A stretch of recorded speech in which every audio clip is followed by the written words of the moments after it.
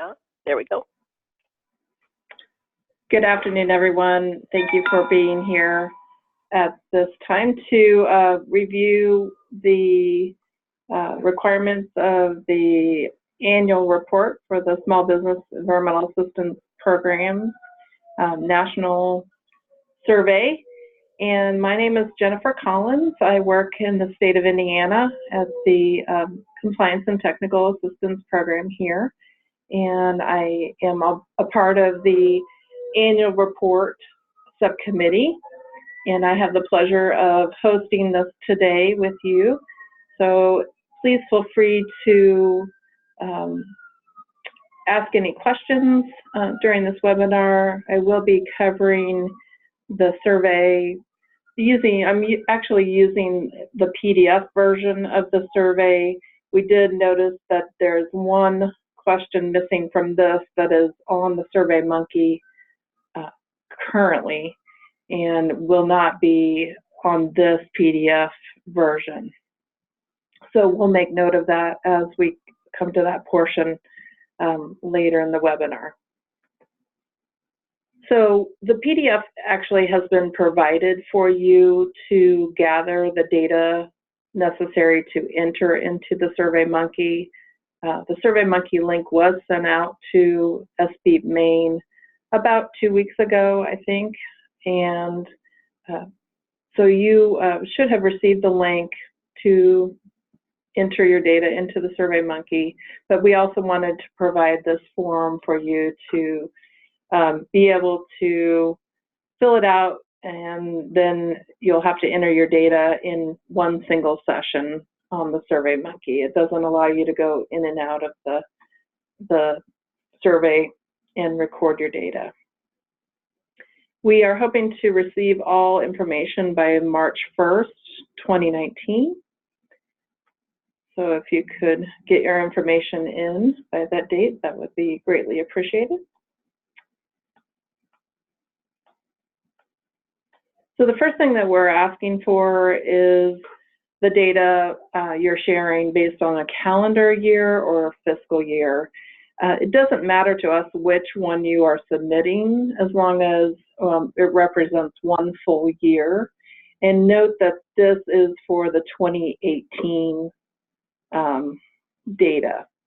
So if you're already reporting on a calendar year basis to your state agency or entities that you report to, feel free to go ahead and use that. Or if you're reporting on a fiscal year, we're not asking you to recalculate everything.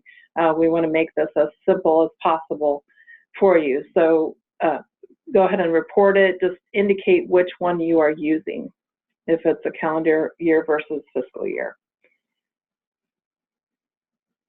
We'll need the name of the state or territory for whom you are reporting and all of your contact information. None of this has changed from previous years.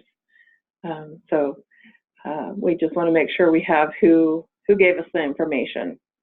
On the budget section of it, we do ask for specific budget information for your SBEAP, SBO, or CAP only. We don't want the entire office budget if you're a smaller section of that, or if it's the agency budget. We want you to figure out what portion of that is related to the work done by the three entities I mentioned. So if you can extract that from your larger program budget, that would really help us. Otherwise, it throws off our entire data. And if you cannot extract it, please just say not available. And also, you'll want to indicate whether that's fiscal year or calendar year. Staffing, you'll also want to indicate who is working for the SBO, SBEAP, or CAP. And as the example indicates, if they're working half of their time, report 0.5 FTE. We then want to know whether your state or territory has a compliance advisory panel or an equivalent group, please indicate which one, or if you don't have one. And then we would also like to know whether that cap is active. And if it doesn't apply, put not applicable. Question number 9, we changed, actually, I think it was number 10 we changed. Number 9 is the same from last year. If you have more than one that applies, feel free to mark that as you see fit. If your program is housed in an environmental agency, this is the one that we changed. We have one state where they're needing to select more than one of these areas. So if that applies to you, feel free to mark all that apply, and the SurveyMonkey should allow you to do so now.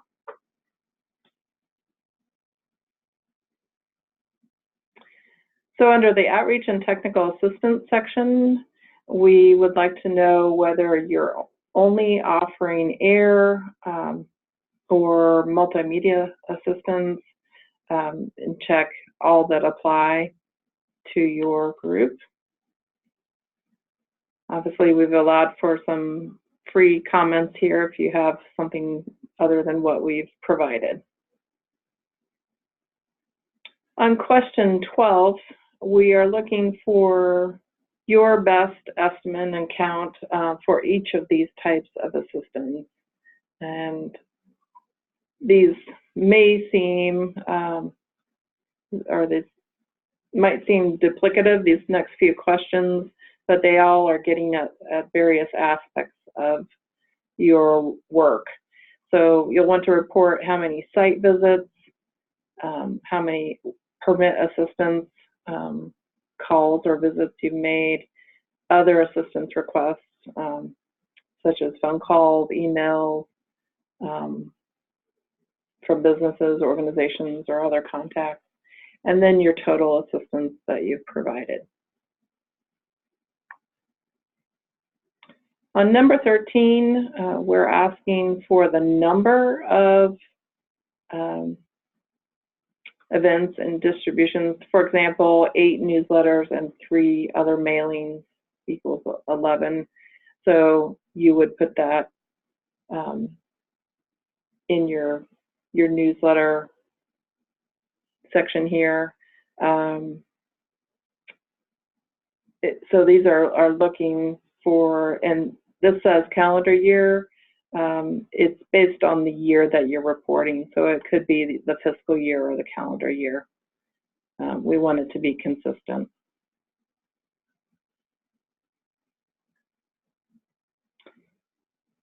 On number 14, we want to know more about the outreach activities. So we're wanting to find out how many of the 8 newsletters that you provided, how many audience members did you have, if you can estimate that. So in the example, you had 200 subscribers to each newsletter, so you had 8 from the previous entry and 100 for each of the 3 mailings. So you have 16,300 audience members that you would report.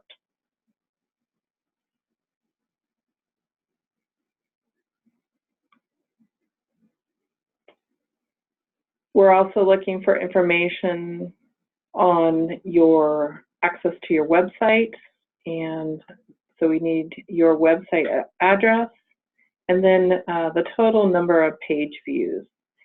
And for instance, in Indiana, we have many web pages within our website. So I actually total up the number of page views per web page in our total website. And you can often get this information from the folks in your multimedia or web group.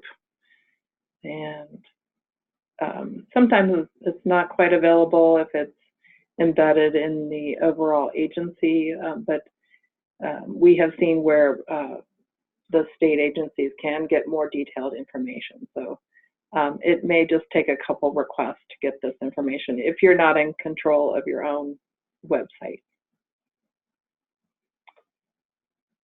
We also want to know which social media sites your program is using, and if there's something that we did not list here, please specify what that is, and maybe some of us would like to use it as well. And we also want to provide you some opportunity to highlight your programs. So under question number 17, we have asked for any client testimonials or quotes about their experience working with your group. So it can be published as part of the annual flyer that we're going to produce from this data. We have also asked for case studies, and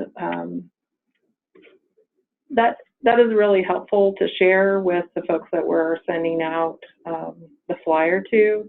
It shows what our work does and how we are impacting small businesses. So it's very valuable. This is a part of it that we often don't get many folks answering, but I know that all of you have a story out there, so you can share it with us this year. That would be wonderful. And then we're also asking for any environmental emissions data or compliance rates that we have. If you can't share this on the SurveyMonkey format, you can also email those to Nancy.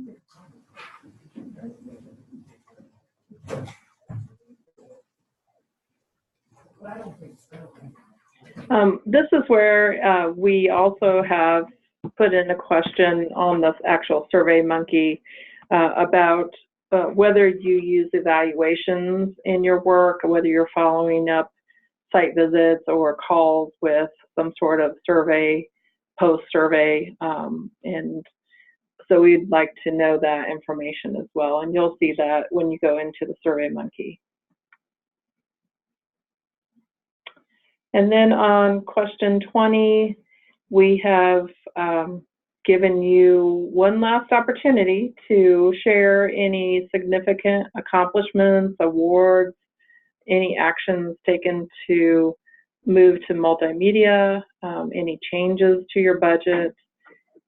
If you need to use the space to explain anything about your budget, any of your other previous responses, go ahead and do that as well. And the team of us will be looking at your responses, and if something doesn't come through clearly, we do double check with Nancy's group. Has an intern, I believe, that will be processing these, and Nancy often herself follows up with folks on the data when we're compiling it all together. We want to make sure everything's represented the way that you intended it to. So now I'd like to open it up to any questions, and hopefully we can get those answered for you so that this report can be easy for you. Okay, I've kind of muted people, so I'm going to unmute everyone, but I know Sarah, you just unmuted yourself, had a question, she typed it in, so yes, go ahead. I have 3 questions. One, Twitter. I sent out Twitter promoting my program as well as other rules that went out, and I didn't see a place to put that. Is that supposed to be under the mailing, newsletter, publications, newsfeed? I think that would be, yeah, the media. So that's where I think I've put stuff. If you go.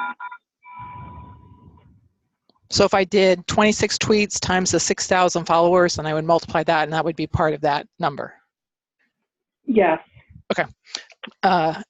Next question. My small business ombudsman activities, where I worked with a business who was already in trouble and needed help. Where does that go? Because they're not really site visits. They're Was very more- complex. Mhm. Their meetings, but the client comes on site to your office?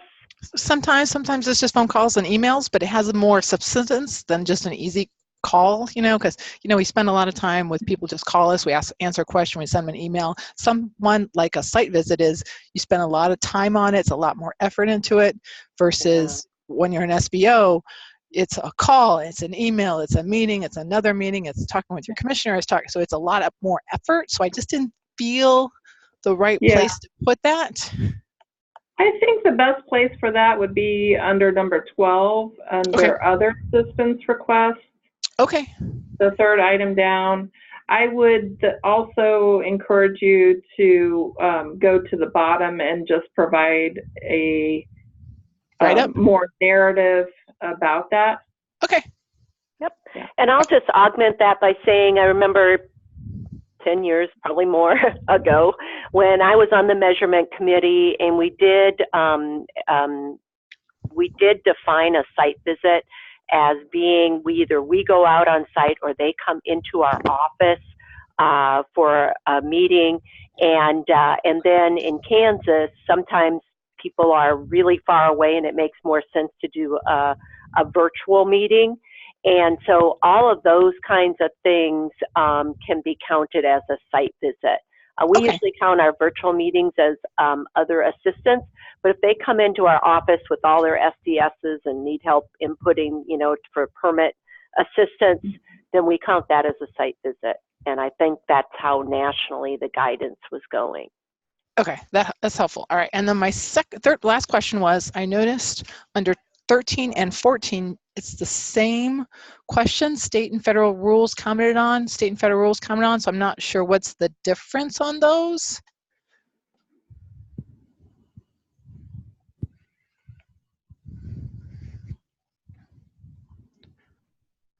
So for example, I go to proposed public hearings for rules, so I keep track of how many of those I go to, and if I provide comments, I usually do that not in those meetings, I do them with my coworkers.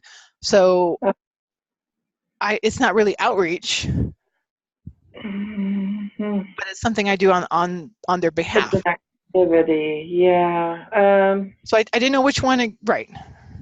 It's not really outreach, but it's definitely something I do as an SBO. That's what I'm doing. I felt like SBOs were a little missing on here, maybe.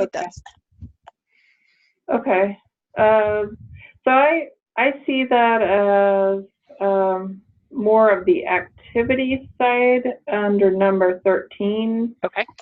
I guess the state and federal rules commented on under 14 is more,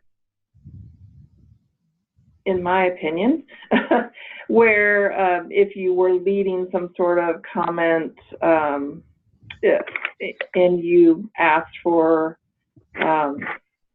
feedback, or you had work done to provide information about the rule to the small businesses, then there was a certain number of people that replied to that or participated in that. That's how I had interpreted that, but I see your point. So that works for me. I can do that. Okay. I think that's my 3 questions I had. And I'm going to make a note for next year's committee to revise that slightly. So. Thank you. Any other questions? I'll unmute people. Everyone is unmuted. This is Tony. Hey, Tony.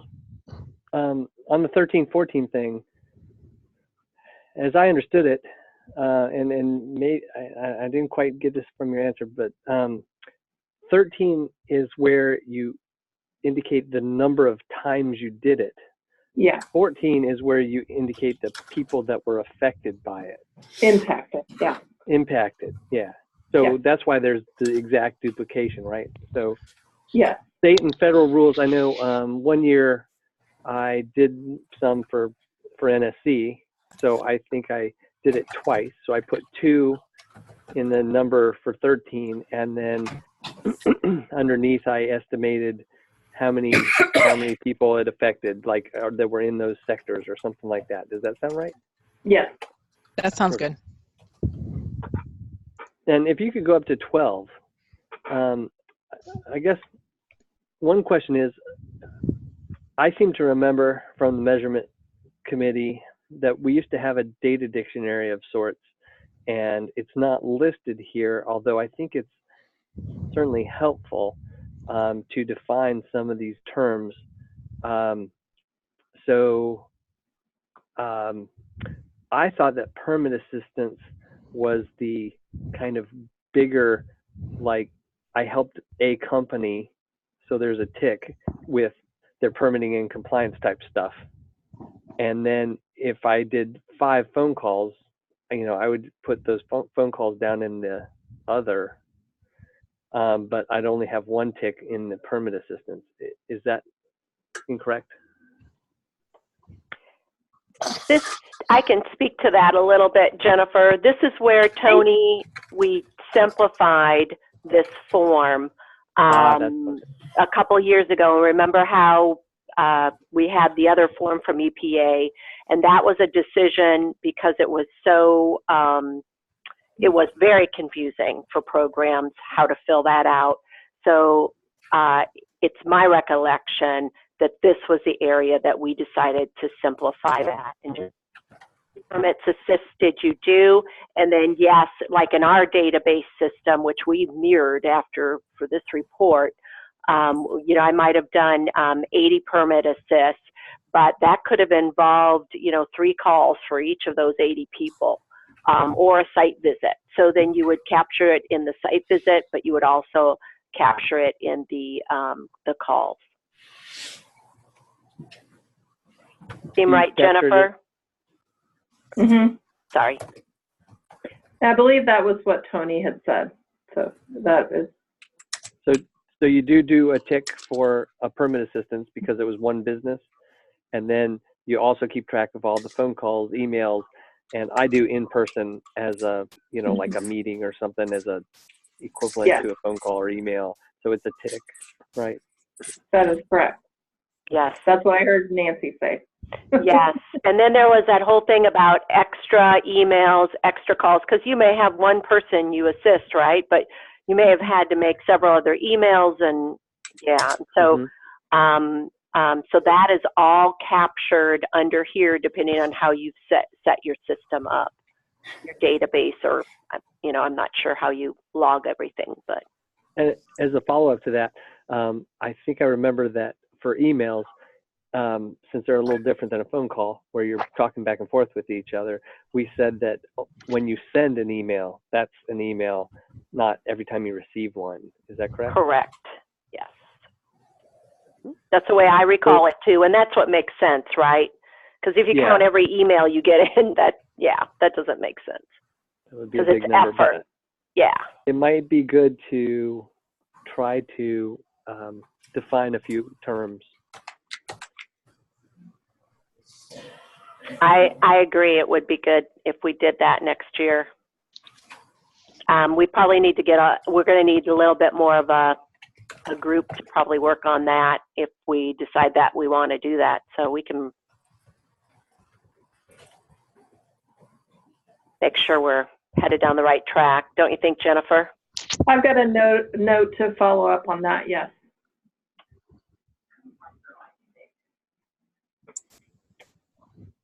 Was that all your questions on that section? I believe so. Okay. Any other questions? There are some chat questions. I don't know. Do you want me to read those? Let me get the chat open here. We have. Can we upload any supporting documents? Example, the annual report from the group, SBEAP. We don't have a mechanism for you to attach that to the SurveyMonkey, but you can send those to Nancy directly. You sure can. What would be more helpful, though, is we're probably not going to take the time to look at that, Belinda. What's going to be more helpful is that if there's anything in there that you glean important to report, then to put it into that last section, just cut and paste it into that last section. So, for example, in Kansas, we have different data that we collect, outcome data that we collect under our intern program. And so under the other part of it, I will indicate that data and indicate that I've already reported it to EPA under the pollution prevention grant. But I don't want that data just to go by the wayside, so I do include it.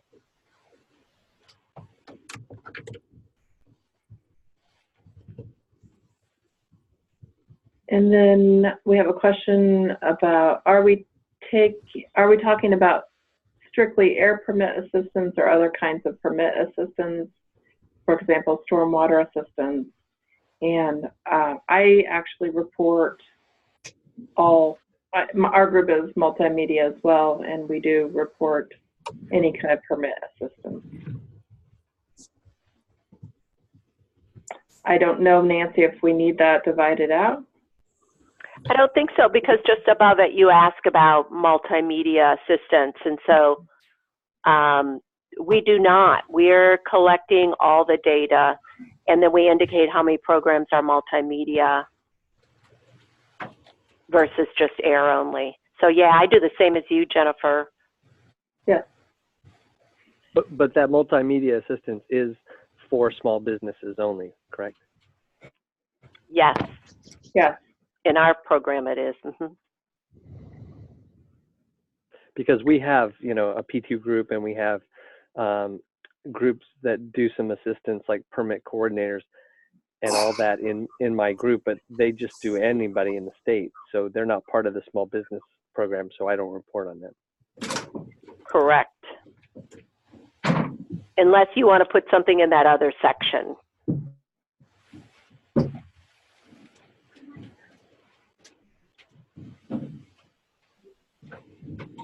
So Jeremy says that the only problem they have is that they don't really track non-air permit assistance. I understand. You can't report on what you don't track. So unless you find a way to have that tracked, it's just going to be missing data.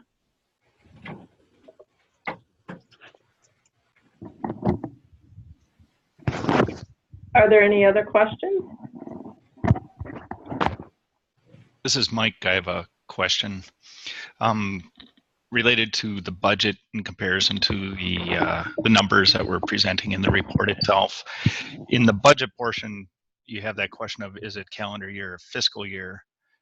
And then within the outreach and other number counting, we indicate calendar year. So in the past, for consistency and what we had available to us, for our state, we always reported fiscal year budget and calendar year outreach. But I heard Jennifer say that she wanted those two to match.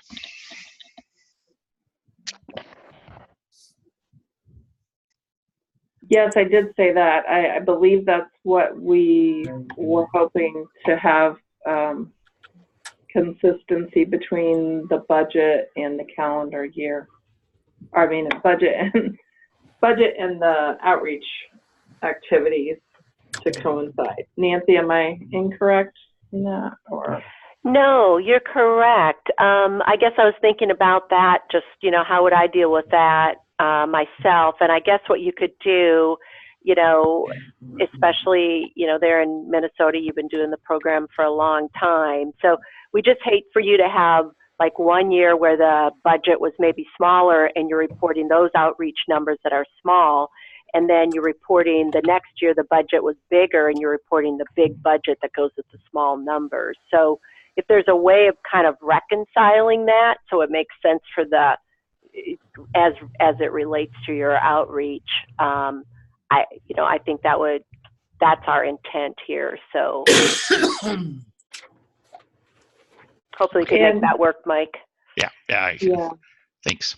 Yeah, and we needed to update the language on the survey, and we overlooked the calendar year part. So I've made a note to correct that.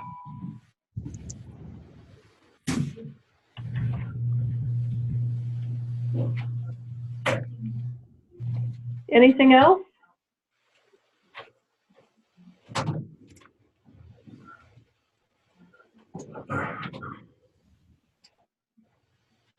Well, we already have 6 submittals, and thank you to those folks who have done so. We're looking forward to seeing everyone get their data in, as we had a good response last year, and we look forward to seeing your data this year.